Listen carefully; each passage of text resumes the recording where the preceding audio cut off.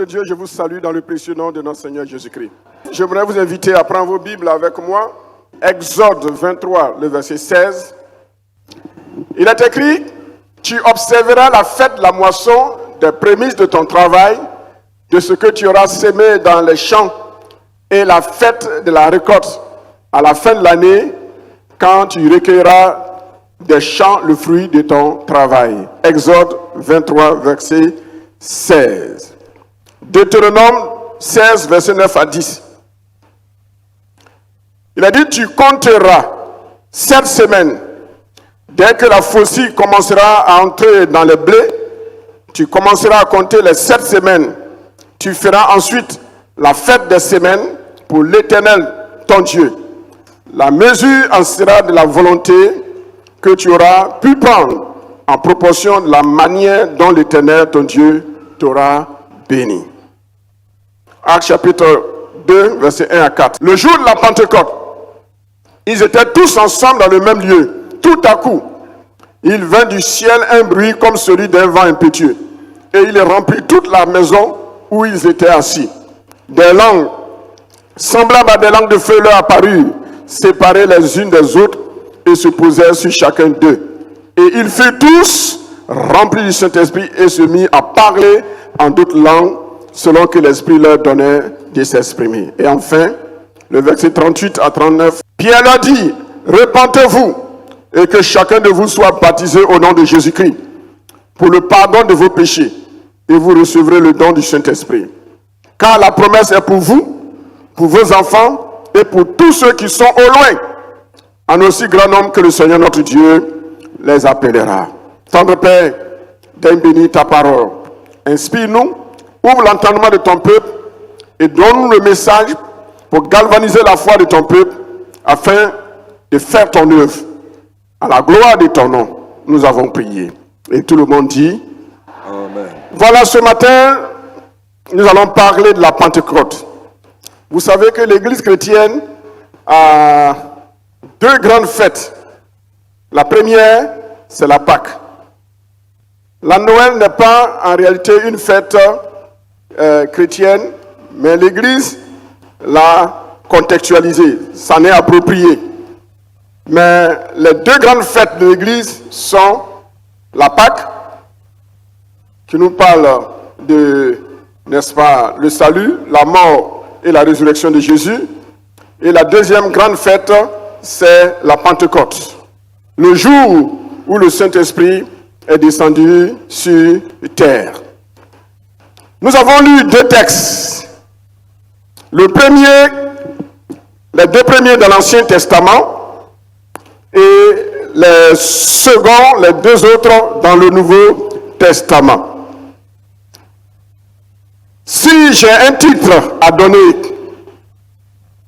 à notre message de ce jour, je vous propose découvrez le nouveau visage de la Pentecôte. Découvrez le nouveau visage de la Pentecôte. Alors, quel est le but que nous poursuivons à travers ce message? À travers ce message, je veux amener le peuple de Dieu à connaître ce que c'est que la Pentecôte. L'histoire de la Pentecôte, comment la Pentecôte a évolué jusqu'à ce que Christ arrive et que dans le Nouveau Testament, on puisse parler de Pentecôte. Et que signifie pour nous aujourd'hui la Pentecôte dans le Nouveau Testament? Mon but, c'est que tu puisses connaître ce que c'est que la Pentecôte et vivre la Pentecôte du Nouveau Testament. En d'autres termes, le nouveau visage de la Pentecôte. Alléluia. Quels sont les objectifs que je vise? Nous avons fixé quelques objectifs et au nombre de 4. Connaître les 2 dimensions de la Pentecôte, connaître l'historique de la Pentecôte, connaître ce qui caractérise chaque type de Pentecôte et quelle est la différence entre la Pentecôte de l'Ancien Testament et la Pentecôte du Nouveau Testament. Le premier texte que nous avons lu nous parle de la Pentecôte selon l'Ancien Testament. Beaucoup de pentecôtistes ne savent pas encore que la Pentecôte n'est pas une fête chrétienne, mais est d'abord une fête de l'Ancien Testament, une fête des Juifs. Beaucoup ne savent pas. Demande à ton voisin, est-ce que tu savais que la Pentecôte est une fête des Juifs? Il t'a répondu? Il t'a pas répondu? Oh, il faut qu'il te réponde. Il faut qu'il te réponde. Alors, comment les choses ont évolué pour qu'aujourd'hui, la Pentecôte, qui était une fête des Juifs, devienne aujourd'hui une fête des chrétiens? Quelque chose s'est passé. Alors nous allons essayer de voir que signifie la Pentecôte chez les Juifs et que signifie aujourd'hui la Pentecôte chez nous les chrétiens. Premièrement, comme historique, d'abord il faut définir ce que c'est que la Pentecôte. Nous allons d'abord définir la Pentecôte. Deuxièmement, nous allons voir le contexte historique de la Pentecôte. Troisièmement, nous allons voir les deux dimensions de la Pentecôte. La Pentecôte, c'est quoi? C'est une fête juive qui est célébrée combien de semaines après la Pâque? 7 semaines. Deuxièmement, c'est la fête de la moisson, donc c'est la fête du travail. Troisièmement, c'est la date qui nous rappelle le jour où Moïse est monté sur la montagne pour recevoir la loi de Dieu. Donc vous voyez ici que un pentecôtiste, il est d'abord un homme qui connaît la parole de Dieu, la loi de Dieu. Aujourd'hui, plusieurs disent sont des pentecôtistes remplis de Saint-Esprit et ils tordent le sens des versets bibliques. Est-ce que ça c'est normal? Un vrai pentecôtiste, il doit connaître son passé, son histoire. L'histoire de la Pentecôte, c'est la fête, la commémoration de la loi que Dieu a donnée à Moïse pour Israël. Quel est l'historique de la fête de la Pentecôte dans le Nouveau Testament? Dans le Nouveau Testament, la Pentecôte tire ses origines de la fête des Juifs. Et c'est pendant la fête des Juifs, quand les disciples se sont réunis, Dieu va choisir, Dieu va décider dans sa souveraineté de faire descendre le Saint-Esprit sur terre, de répandre son esprit sur terre. Pourquoi? Pourquoi Dieu n'a pas choisi une autre date? On le verra tout à l'heure. Nous voyons également que pour les chrétiens, la Pentecôte commémore la descente du Saint-Esprit sur les apôtres, mais également sur la terre. Actes chapitre 2, le verset 1 et dans la suite des versets. Pour les pentecôtistes, la Pentecôte, troisièmement, c'est le jour où l'Église a été présentée officiellement au monde. Il y a certains pentecôtistes, bon, ça ne sauve pas, mais ce n'est pas grave. Il y a certains pentecôtistes qui disent que c'est à la Pentecôte que l'Église est née. Théologiquement, ça ne tient pas debout. Voilà. Quand on n'est pas théologien, on peut le dire. Vous pouvez le dire, mais moi, je ne peux pas le dire. Si je le dis, c'est une faute très, très grave. L'Église n'est pas née à la Pentecôte. Alors les Pentecôtes disent, oui, l'Église est née à la Pentecôte. Et il y a eu 3000 âmes. Non, il y a eu un réveil à la Pentecôte où il y a eu 3000 âmes gagnées. Mais ce n'est pas à la Pentecôte que l'Église est née. Alors ne dites plus que l'Église est née à la Pentecôte. Dis à ton voisin, ne dis plus que l'Église est née à la Pentecôte. Alors dites-moi, homme de Dieu, si l'Église n'est pas née à la Pentecôte, l'Église est née quand? L'Église est née quand Jésus est ressuscité. Et dans Jean, disons-le, dans Jean chapitre 20, le verset 21 à 22, la Bible nous dit, il souffla sur eux, recevez l'Esprit. Il y en a, ils n'ont pas l'onction, mais ils soufflent sur les gens. N'acceptez pas que n'importe qui souffle sur vous. Souvent, c'est une mauvaise haleine. Quand Jésus a soufflé, il y a eu un miracle qui s'est produit. Il y en a, ils soufflent sur vous. Et puis on ne voit rien. On ne copie pas ce que d'autres ont fait. Il dit, recevez l'Esprit. Et ce jour-là, le Saint-Esprit est entré en eux. Mais il n'y a pas eu de manifestation de puissance. C'est ce jour-là que l'Église est née. Quand Jésus a dit aux disciples, recevez l'Esprit. Tous ceux à qui vous allez pardonner leurs péchés leur seront pardonnés. Tous ceux à qui vous allez retenir leurs péchés leur seront retenus. Mais ça, c'est notre enseignement, on en parlera. Ça parle ici de principe de l'autorité que Jésus a donné à l'Église et aux apôtres. L'autorité. Quand un homme de Dieu est dans ses droits et il prononce quelque chose sur toi, ça va t'arriver. Je dis bien quand il est dans ses droits.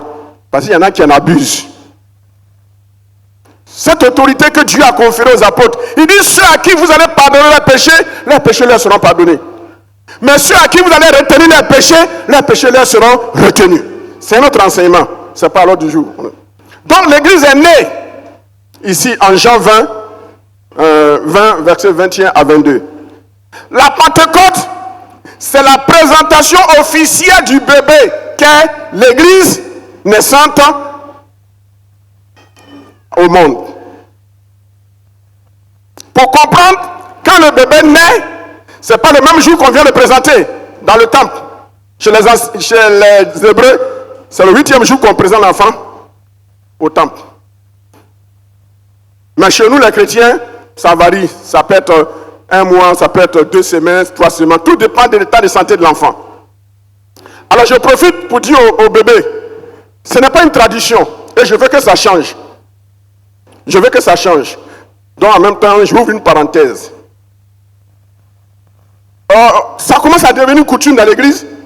Les femmes accouchent normalement, tout va bien, mais il faut qu'elles tapent 2 mois, 3 mois à la maison avant de venir. Ça, c'est la mentalité traditionnelle africaine. Où on doit l'engraisser. Non! Si la femme n'a pas accouché par césarienne, qu'elle se porte bien, après 1 semaine, on peut présenter l'enfant. Après 2 semaines, après 1 mois. Mais ça ne doit pas faire jusqu'à 2 mois, 3 mois. Et pendant ce temps, la femme est bloquée à la maison, elle n'a pas de communion avec l'église. Je referme la parenthèse. Est-ce que vous avez compris? Les futures mamans, les futures nourrices, vous avez compris? Pourquoi tu restes à la maison? Et il y en a qui veulent venir, mais les parents, attends, on va bien t'engraisser. On va t'engraisser, tu vas où? Bon, je ferme la parenthèse. Donc, c'est après la naissance de l'enfant, des jours après, qu'on présente l'enfant officiellement à l'église. C'est la même chose. L'église est née à la résurrection de Jésus-Christ, quand il a soufflé sur les disciples. Maintenant, la Pentecôte, c'est le jour officiel. Vous voyez, ça fait combien de jours après? 10 jours après. Donc, ils sont en rapport avec l'Ancien Testament, qui prenait 8 jours pour présenter l'enfant. Donc, 10 jours après, du 40e jour, Jésus est ressuscité, il a fait 40 jours avec eux. Quand il est parti au ciel, 10 jours après, c'est là que la Pentecôte est venue. Donc, on n'a pas besoin de mettre beaucoup de semaines, de mois avant de présenter un nouveau-né. Est-ce que c'est clair? Est-ce que c'est clair? Donnez-moi un bon amen. Voyons maintenant les caractéristiques des 2 dimensions de la Pentecôte. La Pentecôte de l'Ancien Testament est la célébration des récoltes, des premiers fruits. Pour dire que quand quelqu'un a une communion avec Dieu, il doit respecter ce que Dieu lui donne comme consigne. Alors, quelles étaient les consignes? Selon la loi de Dieu, pour les Juifs, j'ai dit pour les Juifs, nous on n'est plus sous l'ancienne alliance. Mais il faut comprendre l'ancienne alliance pour mieux comprendre la nouvelle alliance. Est-ce que vous me suivez? La Pentecôte de l'Ancien Testament est une Pentecôte caractérisée par le travail, c'est-à-dire la dimension agricole, une dimension économique, une dimension financière. Et Dieu dit, pour pouvoir manger, il faut travailler. Alors quand tu as travaillé, et que ton premier fruit arrive, avant de manger, tu dois penser d'abord à Dieu. C'est ce qu'on appelle les prémices. Les premiers fruits sont pour Dieu. Et Dieu les oriente vers le sacrificateur. C'est ce qu'on appelle les prémices. En faisant ainsi, tu es en train de dire à Dieu que tu es reconnaissant à Dieu. Si tu as eu du travail, que tu as pu avoir de l'argent, c'est grâce à Dieu. Donc la Pentecôte nous enseigne le principe des prémices, de la reconnaissance envers Dieu. Ça n'a rien à voir avec ton offrande. Ça n'a rien à voir avec ta dîme. Ça n'a rien à voir avec ton offrande d'action de grâce. Les premiers fruits sont à Dieu. Tu dis à Dieu, Seigneur, tu as été le premier à manger mon premier fruit de mon travail. Fais en sorte que je ne mange jamais de travail. Quand tu perds ton travail, parce que tu payes tes prémices chaque année, Dieu t'ouvre une nouvelle porte. Vous savez pourquoi beaucoup de chrétiens sont au chômage après avoir perdu leur travail pendant longtemps? C'est parce qu'ils ne donnent pas les prémices. Bon, je suis un peu mal placé, je suis un peu gêné de prêcher sur les prémices parce que j'ai décidé de ne pas prêcher sur les prémices à cause du FAG. À cause du FAG. Parce que nous tous ici, nous donnons tous nos prémices à travers l'offrande d'action de grâce. C'est ça qui me gêne. Mais en tant que pasteur, c'est mon devoir aussi de vous éclairer. Même si je vous fais des faveurs, c'est mon devoir de vous donner la vérité et chacun l'applique à son niveau. Mais je ne peux pas vous obliger chaque nouvelle année d'apporter les prémices et en même temps, dans le même mois, vous dire de venir faire action de grâce. Est-ce que vous me comprenez? Je ne vous entends pas. C'est pour cela que je ne dissocie pas. À l'exception de ceux qui, en dehors de l'action de grâce, ont eu du travail et ils apportent les prémices, en dehors de ça, j'accepte. Mais en début d'année, dis d'envoyer les prémices, ton premier salaire, et en plus encore apporter action de grâce, je ne le fais pas parce que ici à El Gabon, les prémices de chaque année, le début de la nouvelle année, et FAC, tout est confondu. Est-ce que vous me comprenez? C'est ça. Mais normalement, un chrétien qui est mûr, qui a compris, il doit savoir que chaque fois qu'il a du travail, les prémices, les premiers fruits sont pour Dieu. Donc la Pentecôte des Juifs nous enseigne cela. On célèbre la récolte. Il faut célébrer son travail. Il faut dire merci à Dieu pour le travail que tu m'as donné. C'est pour ça dans le monde, il y a une journée qu'on appelle la fête du travail. Ils ont tiré tout cela d'où? De la Bible. Mais ils n'osent pas dire que la source est biblique. Deuxièmement, la moisson, la Pentecôte, est l'expression de la reconnaissance envers Dieu pour sa provision. C'est Dieu qui donne la provision. Le travail que tu fais, c'est Dieu qui te donne la force de le réaliser. C'est la grâce de Dieu qui te permet de travailler, d'avoir un travail et d'avoir de l'argent. Il faut dire merci à Dieu. N'oublie pas. Ne pense pas que c'est ton intelligence, ton expertise, ton courage. Plusieurs sont plus intelligents que toi, plus courageux que toi, mais n'ont pas la santé que toi tu as. Est-ce que vous comprenez, frères et sœurs? C'est ça la Pentecôte. Troisièmement, la Pentecôte de l'Ancien Testament nous enseigne le lien qui a rapport avec l'alliance de Dieu, le commandement de Dieu et le peuple. Dans l'Ancien Testament, il y avait un lien entre l'alliance de Dieu qui exigeait que le peuple respecte les lois. La Pentecôte nous rappelle la loi. Ça veut dire quoi? Tu ne peux pas être un croyant, tu dis que tu aimes Dieu, et puis tu foules au pied la loi de Dieu. Donc la Pentecôte, dans l'Ancien Testament, avait une dimension de respect de la loi en fonction de l'alliance qui existait entre Dieu et Israël. Quatrièmement, la Pentecôte de l'Ancienne Alliance, dans sa dimension agricole, montre et révèle la communion entre Dieu et son peuple. Mais également la communion entre le peuple lui-même. La fête de la Pentecôte, quand on la célébrait, s'il y avait un étranger, s'il y avait un visiteur, s'il y avait un orphelin, s'il y avait une veuve, les veuves avaient une place dans le cœur des Juifs. Quand tu fais ton chant, quand ton chant donne, tu n'as pas le droit de récolter tout ton chant. Est-ce que vous me suivez? Tu n'as pas le temps, tu n'as pas le droit de récolter tout le champ. Tu devais laisser une petite partie. Et cette partie, on la laisse à qui? À l'orphelin, à la veuve et à l'étranger. Quand l'étranger passe à côté de ton champ et il cueille quelques épis pour manger, on ne le met pas en prison. C'est parce qu'il est pauvre. Donc, le juif devait laisser une petite partie. S'il a planté sur un hectare, il ne doit pas récolter tout l'hectare. Ça veut dire quoi? Déjà, dans l'Ancien Testament, être pentecôtiste veut dire avoir un cœur large, un cœur généreux. C'est ça. Est-ce que toi, tu penses aux pauvres? Est-ce que tu penses aux orphelins? Est-ce que tu penses aux veuves? Combien de fois tu as invité une veuve, un orphelin à manger chez toi? Combien de fois tu es venu me donner une offrande, tu dis, pasteur, ça, c'est pour les veuves, c'est pour les orphelins.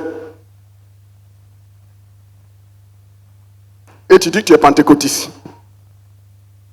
Dis à ton voisin, voici, c'est à toi l'homme de Dieu en train de parler.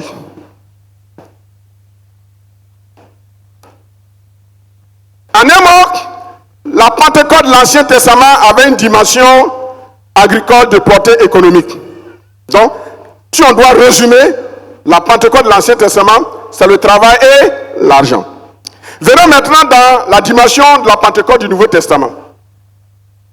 Dans le Nouveau Testament, parler de Pentecôte signifie faire allusion à parler de l'effusion du Saint-Esprit sur les croyants. Alors la question qu'on se pose, pourquoi Dieu a-t-il choisi le jour de la Pentecôte, la moisson, pour faire descendre le Saint-Esprit? Nous avons vu que dans l'Ancien Testament, c'est la moisson, mais la moisson matérielle, physique. Et comme cette fête était une fête prophétique, quand le temps prévu par Dieu arrive, Dieu va permettre que le Saint-Esprit descende sur la terre pour qu'il puisse aussi avoir une moisson, mais cette fois-ci une moisson en âme, une moisson spirituelle. Alléluia. On va passer maintenant de la moisson physique, moisson de l'argent, à moisson des âmes. Ça veut dire quoi? Ceux qui disent que quand on est chrétien, l'argent, on ne doit pas chercher l'argent. Est-ce qu'ils sont vraiment sincères? Dis à ton voisin, est-ce que tu es sincère quand tu dis on ne doit pas chercher l'argent? Si l'argent n'est pas important, pourquoi Dieu prend le jour d'une fête, on parle de moisson, travail et argent, pour faire descendre le Saint-Esprit? Réfléchissez. Mais le premier signe, c'est que le Saint-Esprit descend. Le Saint-Esprit n'avait jamais été répandu sur la terre comme ce jour. Il avait des manifestations un peu ponctuelles. Mais cette fois-ci, Jésus dit, je m'en vais et je vous enverrai un autre consolateur. Un autre moi-même, le Paraclet. Et il vient le jour de la Pentecôte. Et il y a 3000 âmes qui sont gagnées en un seul jour. C'est-à-dire, nous encore, à El Kabot, on est encore loin de la première église pentecôtiste. Tant qu'on n'a pas atteint 3000 membres, on est encore une cellule pentecôtiste. J'aime dire qu'une église, pour dire qu'elle est une église pentecôtiste, localement parlant, il faut qu'elle ait au moins 3000 membres. Et nous devons travailler pour que les 3 Pentecôtes qui arrivent, nous puissions atteindre ces 3000 membres. L'effusion du Saint-Esprit sur les croyants qui étaient là. Le Saint-Esprit les remplit, les revêt de puissance.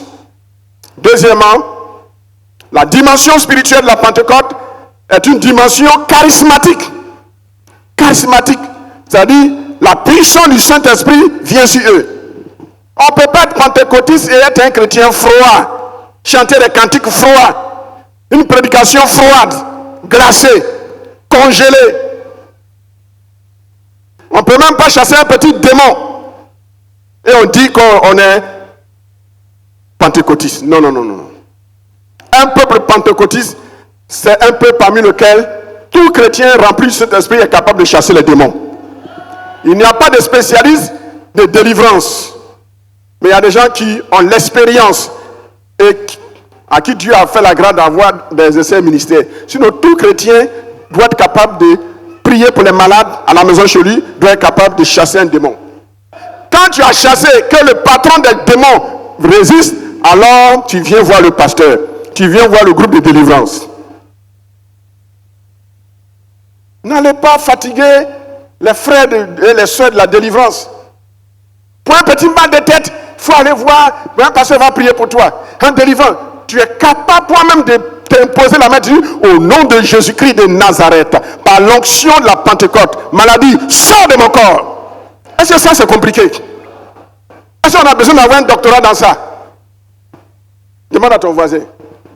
Dis-lui, tu n'as pas honte. Tu dis, tu es pentecôtiste, tu n'es pas capable de prier, même chasser un petit démon. Et vous nous fatiguez. Et à cause de vous, on est fatigué. Et on ne peut plus faire l'œuvre de Dieu. C'est pourquoi Dieu nous a appelés, parce qu'on est fatigué pour des simples choses que vous-même vous étiez capable de faire. Vous êtes là assis devant les portes de télévision, regardez, comment on appelle ça, tous les petits noms de films, vous les connaissez. Quel est le film qui est en vogue actuellement là? Hein? Dites-moi. Hein? Novella. Ouais. Et à cause de Novella, vous ne venez pas au culte du soir, vous ne venez pas. Vous dites que vous êtes des pentecôtistes. Dis à ton voisin, toi. Touche-le. Dis-lui que tu n'as pas honte, tu dis que tu es pentecôtiste. Et tu es esclave de Novella, petit écran. Mais comment vous pouvez grandir? Est-ce que je parle à quelqu'un? Dans l'amour.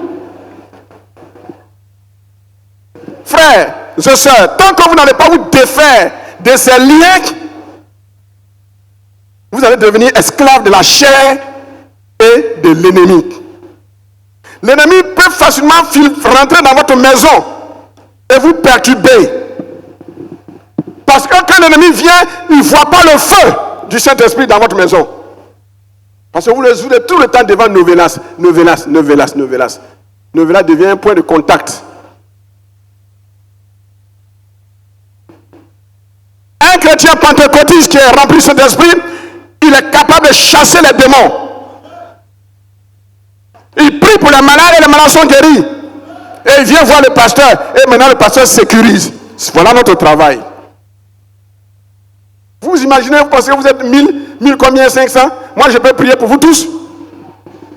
Je vais mourir vite. Oh, je vais vieillir. Je vais mourir à 120 ans. À moins que Dieu me dise non, mon fils, 120 ans là, tu vas porter couche. Et puis c'est quelqu'un qui va venir, tu n'auras pas de dents. Et puis quelqu'un va marcher la nourriture pour toi. Je vais te prendre à 100 ans ou à 95 ans, à 90 ans. Bon, mais moi, je vais mourir à 120 ans. Donc aidez-moi à vivre longtemps. Mais moi aussi, je dois m'aider aussi. Donc la Pentecôte, c'est le Saint-Esprit qui descend. Deuxièmement, le Saint-Esprit qui distribue la puissance charismatique. Charismatique. Un charismatique, c'est celui en qui la puissance de Dieu travaille. Et à travers qui la puissance de Dieu travaille. Troisièmement, la Pentecôte du Nouveau Testament, on a une dimension surnaturelle de communication. Dimension surnaturelle de communication. La Bible dit que quand le Saint-Esprit est descendu sur eux, ils ont commencé à parler en d'autres langues. Oh, c'est merveilleux de parler en langue. On n'apprend pas à parler en langue. Dans certains milieux pentecôtistes qui ne sont pas équilibrés, il y en a qui veulent pousser les gens à apprendre à parler en langue. Di, do, mi, so, ré. Non, le parler en langue n'est pas un cours de solfège. C'est une langue que tu parles sous l'action du Saint-Esprit. Alléluia. Oh, reba kashina mahaya na kohome kinda lahai. Liko makinda mahaya na kundo bohon. Leke rebekini shika maha. Hai huma konduskun makalaha. Loko roboko. Zika makasaka. C'est une langue que tu parles.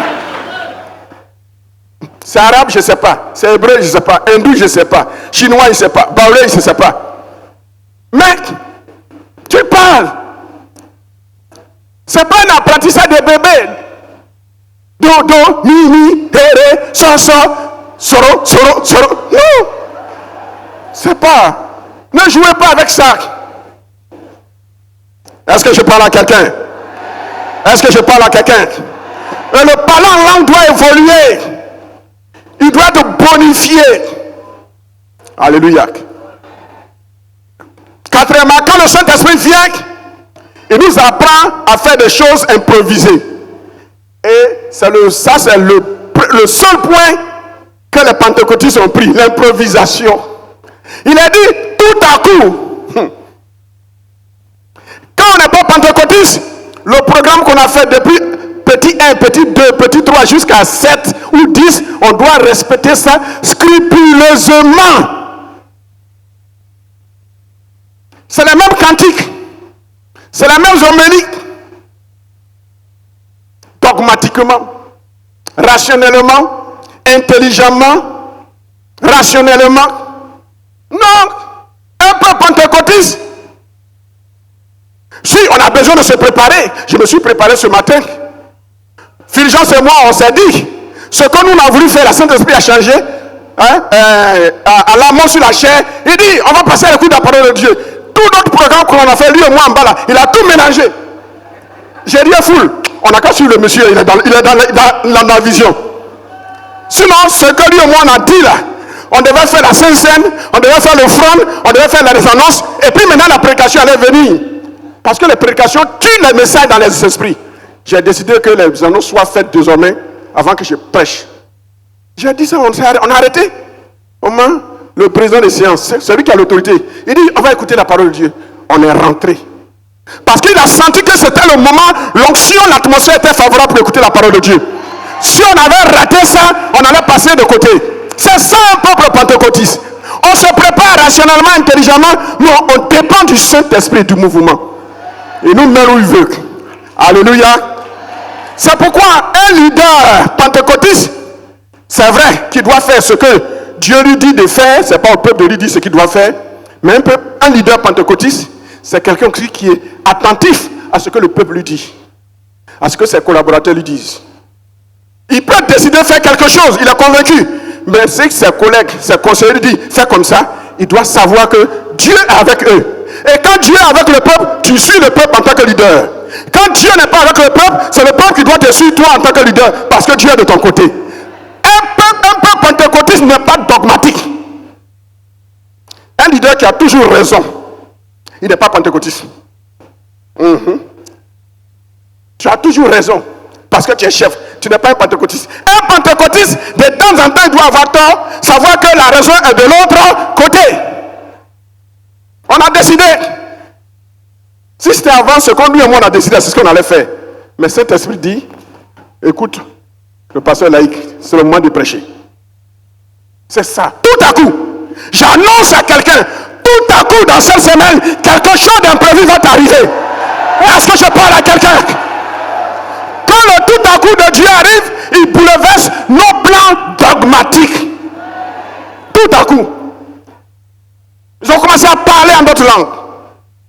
Et la Bible nous dit que selon que l'Esprit leur donnait de s'exprimer, c'est le Saint-Esprit qui distribue les dons.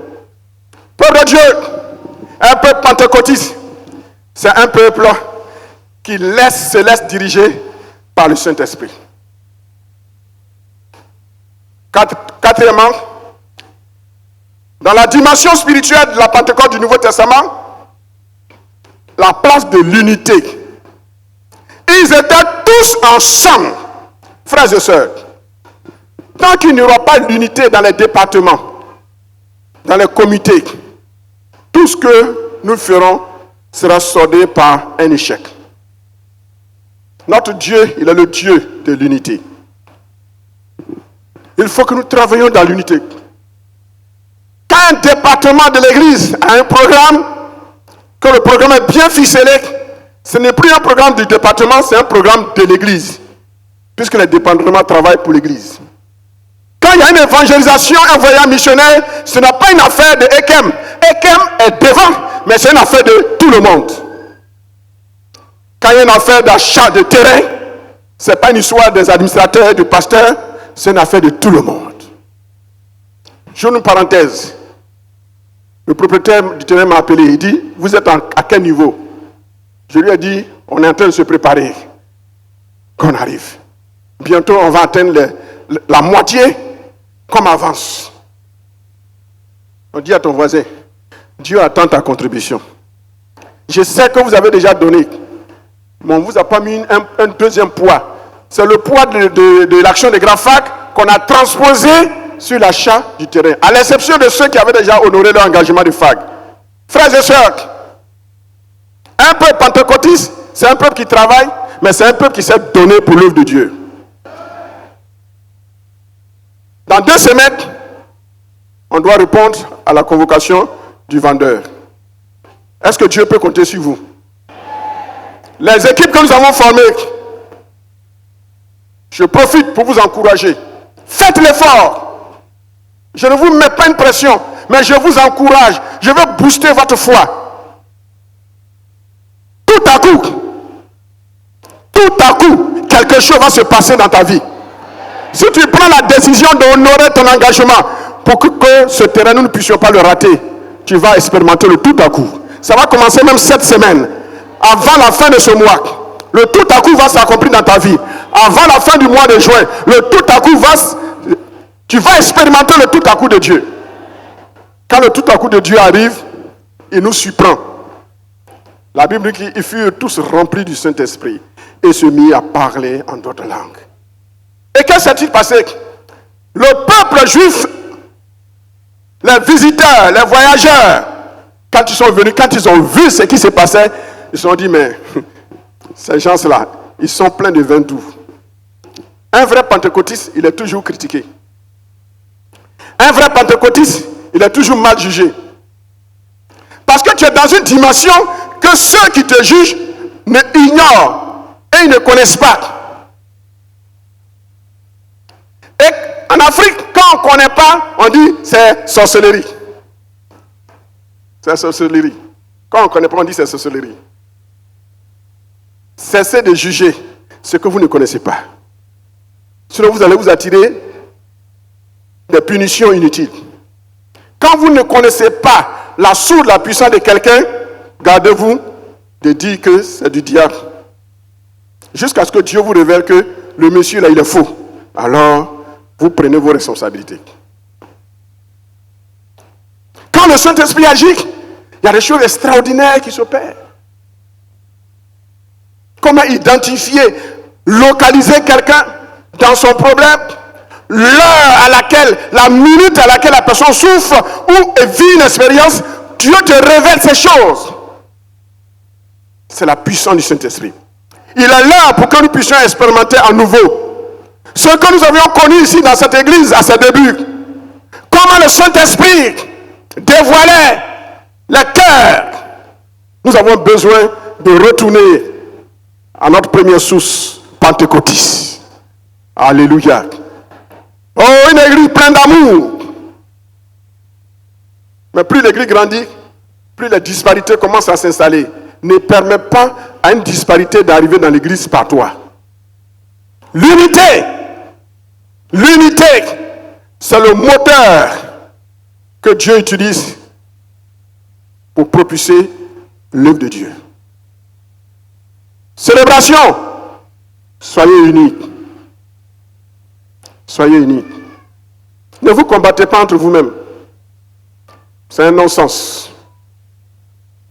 Chaque département a aussi la jeunesse, intercession, sécurité, mission.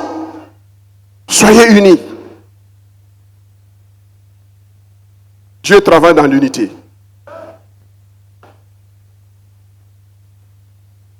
Et la Bible nous dit, ce jour-là, 3000 âmes se sont converties. Quand Quand Pierre a prêché, il a dit, repentez-vous et soyez baptisés au nom de Jésus. Et vous recevrez le don du Saint-Esprit. Il n'y a pas de Pentecôte sans acceptation de Jésus.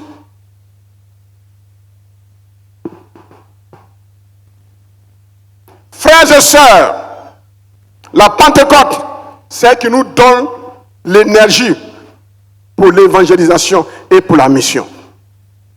Un pentecôtiste qui ne parle plus de Jésus-Christ, il est suspect. Vous montez dans les taxis, vous ne parlez pas de Jésus aux gens. C'est pas bon. J'ai emprunté Yango. Je suis devenu un habitué de Yango parce que ça fait 4 mois que je n'ai plus de voiture. Ça, je vous le dis enfin. Je n'ai pas voulu le dire, mais je vous le dis parce que c'est le jour de la Pentecôte. Peut-être un va avoir pitié de moi et va me prêter sa voiture. Donc, j'ai emprunté Yango. Et puis, le monsieur, j'ai commencé à lui parler de Jésus. J'ai dit, mais tu es chrétien? Il dit, oui, je suis de terre obédiente, mais je veux aller dans une église évangélique. J'ai dit, voilà, Seigneur, ça y est. Et j'ai dit, il dit, oui, tu es dans quel quartier? Il dit, je suis à Yopougon. J'ai dit, il y a mon fils qui est dans terre, il est pasteur. Allez, va dans son église. Pourquoi? Il a expérimenté que là, il était là, il y a trop de sorcellerie. Il ne peut pas émerger. Il est étouffé. Il veut changer. Mais le tout n'est pas de... Je lui ai dit, il ne faut pas changer pour changer. Hein? Parce que là où tu vas partir là, il va avoir sorcier là-bas. Mais j'ai un secret. Le secret, c'est quoi? Il faut être rempli du Saint-Esprit. Alors, quel que soit l'endroit où tu iras, où il y a sorcier, tu vas dominer. Il ne peut pas émerger. Tout est étouffé. J'ai gagné une âme dans le taxi Yango. S'il n'était pas dans Yango, est-ce que j'aurais gagné cette âme?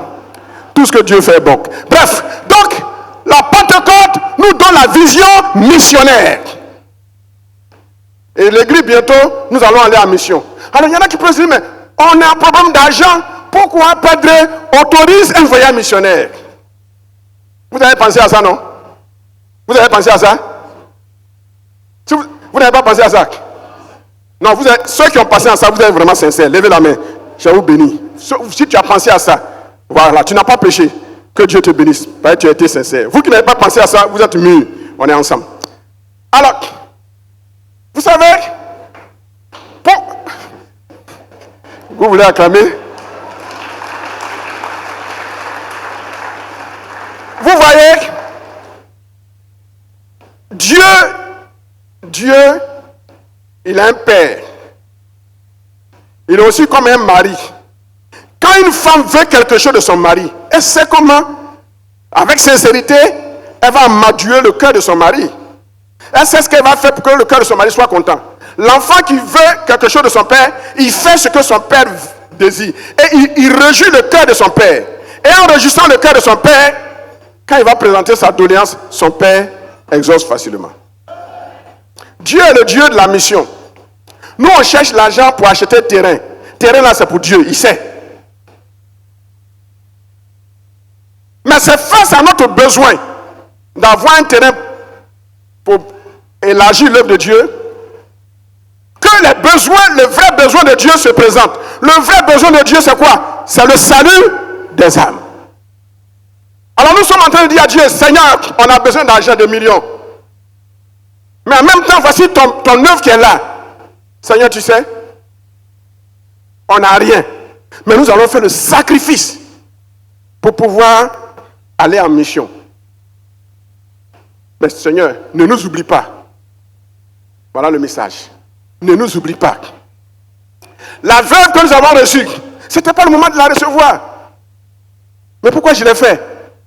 C'est la Pentecôte, l'esprit de Pentecôte. On a fait. Et vous avez donné le meilleur de vous-même. Et cette veuve et ses enfants, les orphelins, sont en train de prier Dieu pour nous. Quand on a un besoin, il faut savoir avoir les regards vers tout ce qui est parallèle ou auxiliaire, qui peuvent toucher le cœur de Dieu à exaucer et à honorer notre désir.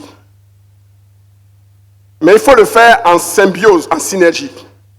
L'évangélisation que nous partons faire, nous allons implanter un tabernacle.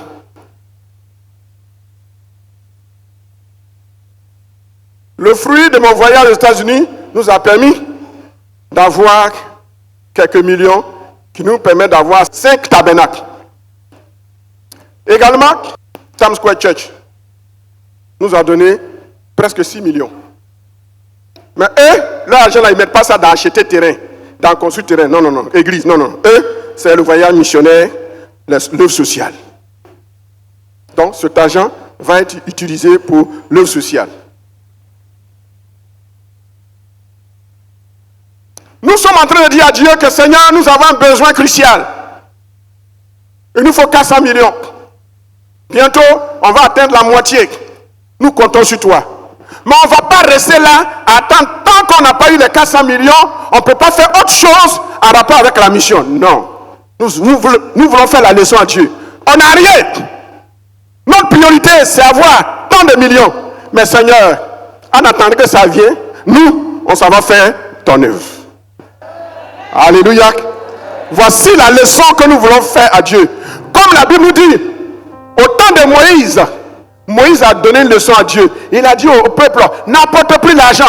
L'argent que vous avez apporté a dépassé nos prévisions. C'est la première fois qu'un leader, un pasteur dit à ses chrétiens, ne faites plus d'offrande. Mais moi, je ne suis pas prêt encore à parler comme Moïse. Je ne suis pas encore prêt. Mais il faut dire la vérité, je ne suis pas encore prêt.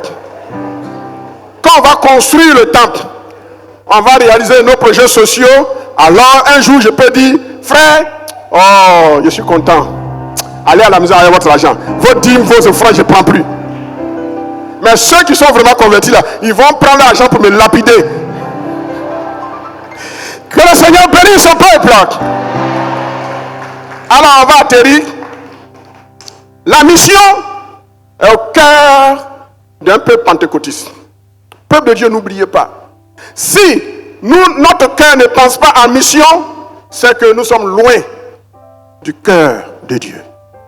C'est pour ça qu'on dit la mission de Dieu, la mission Dei, en latin, mission Dei, la mission de Dieu, c'est le cœur de Dieu, le salut des âmes. Que fais-tu? Que fais-tu avec ton argent? Que fais-tu avec tes économies? Que fais-tu avec la force que Dieu t'a donnée? Vous qui avez des mal d'habits que vous ne portez plus, il y en a même, leurs habits font la guerre dans les placards. Mettez fin à cette guerre. Envoyez-nous au moins un tiers ou un quart de vos mal d'habits. Dieu va vous visiter. Dimanche prochain, quand vous venez avec chacun une sacoche où il y a au moins un habit. Dimanche prochain. C'est la Pentecôte et on va démontrer la Pentecôte. Dimanche prochain. Voilà, venez avec un sachet où il y a un habit ou deux habits ou une paire de chaussures. Est-ce que je parle à quelqu'un? Tous ceux qui vont obéir à cet appel, je vais prier pour eux. Et vous allez voir que Dieu va m'exaucer pour vous. Il n'y a pas de Pentecôte sans la mission. Il n'y a pas de Pentecôte sans le salut des âmes. Il n'y a pas de Pentecôte enfin sans une vie d'intimité avec le Saint-Esprit. Le Saint-Esprit n'est pas une puissance. Le Saint-Esprit, c'est une personne. Apprenez à parler avec le Saint-Esprit. Ce n'est pas dans les cris. On parle avec lui comme une personne. Tu es devant un dilemme. Ce n'est pas la peine d'appeler le pasteur. J'ai fait vœu avec Dieu de ne jamais éteindre mon portable. Parce qu'il ne sait pas quel chrétien qui va avoir un problème et puis il va m'appeler à minuit, à 2h du matin. Donc je n'éteins pas mon portable. Mais je mets sous silencieux. Mais quand tu as un problème, il ne faut pas m'appeler d'abord. Dis à ton voisin, tu comprends ce que l'homme de Dieu en te dit. Quand tu as un problème, ne m'appelle pas. N'appelle pas la madre. Elle maintenant elle est devenue mère, je ne sais pas si c'est mère d'Abidjan ou de Côte d'Ivoire. Hein? Son portable, elle ne reçoit plus. Parce que si elle l'ouvre, on ne peut pas dormir. Donc c'est sur WhatsApp seulement qu'on peut la voir. Désormais, après ce culte, quand tu seras confronté à un problème, tu es pris de panique, tu as peur. Dis, Saint-Esprit. C'est tout. On n'a pas besoin d'avoir un doctorat. Dis, Saint-Esprit, tu es où? Est-ce que vous comprenez? Tout doucement. Saint-Esprit. C'est tout.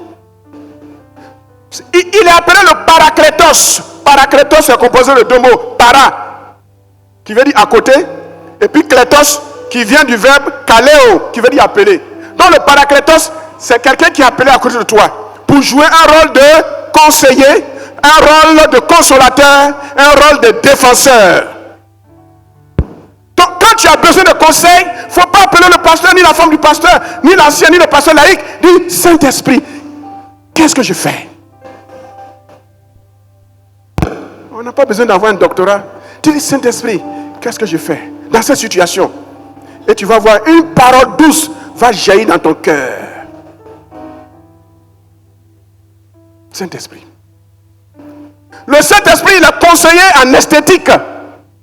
Dans les sœurs, si vous êtes vraiment rempli du Saint-Esprit, avant de sortir devant ta garde-robe, tu dis, Paraclet, Saint-Esprit, quel habit je dois porter aujourd'hui? Il va te dire, prends telle couleur, prends telle couleur, prends telle couleur. Il va te dire, non, cette jupe-là, elle est trop courte. Ou bien sur ta bille, elle est trop transparente, ne le porte plus. Est-ce que vous écoutez le Saint-Esprit, les soeurs, quand vous vous habillez?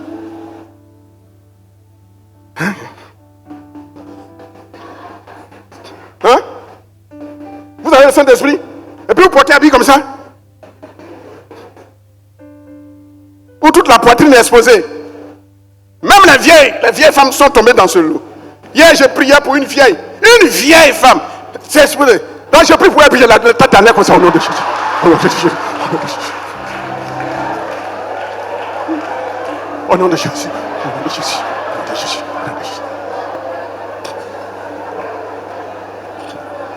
Quand tu as fauché, financièrement tu as fauché, le Saint-Esprit est le conseiller en économie. Demande, Saint-Esprit, je suis fauché, ça ne va pas. Fais quelque chose. C'est tout. Saint-Esprit. Il y a des erreurs que j'ai commises. Je n'ai pas su demander au Saint-Esprit. Et j'ai contracté des prêts. Et le Saint-Esprit m'a dit, ne fais plus ça. Parce que je ne l'ai pas interrogé. Je ne vous dis pas de ne pas contracter des prêts bancaires. Hein. J'ai dit, moi, dans mon cas, personnellement. Je ne dis pas au niveau de l'église, mais moi, personnellement. Il faut interroger le Saint-Esprit. Il faut interroger le Saint-Esprit. Quand tu vas prendre une décision très délicate, tu dis, Saint-Esprit, tu dis, conseiller, la décision que je vais prendre là, si je prends la mauvaise décision, ça casse. Si je prends la bonne décision, ça passe. Conseiller, on dit quoi? C'est tout. Vous n'avez pas besoin de parler beaucoup en langue, parler, prier. Oh, Saint-Esprit, je vais entendre ta voix. Ça ne veut rien dire. Dis tout simplement, Saint-Esprit, on fait quoi? Et ça, c'est compliqué. Et tu vas entendre une voix douce, soit dans ton cœur, soit dans ton oreille de façon audible. Quand tu es dans l'erreur, il va se présenter à toi. Je vous ai rendu ce témoignage ici. Et je termine. Quand une soeur voulant bien faire a mal fait, elle m'a failli m'induire en erreur. Elle a pris l'argent de Dieu pour venir me donner. Je lui ai demandé, tu es sûr que cet argent c'est pour moi, c'est pas pour la construction? Elle dit, non, c'est pour toi. C'est pour toi. J'ai appris. Quelqu'un insiste, il dit que c'est pour moi. Et vous voulez qu'elle fasse quoi? Il ne faut pas être plus royal que le roi. Surtout que je lui ai demandé à 2 reprises. Elle dit, c'est pour toi. Je prends. Jah, il va rien dire. Oh, c'est l'argent de Dieu qu'elle m'a donné. Le Saint-Esprit est venu dans ma maison.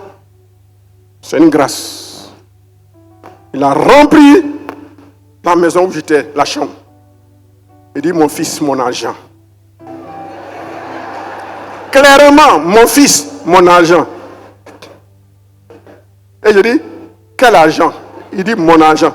Je dis, mais Seigneur, c'est pas devant toi, il a dit que l'argent c'est pour moi. Il dit, cette fois-ci là, c'est pour moi. Et Saint-Esprit, il ne bavarde pas beaucoup.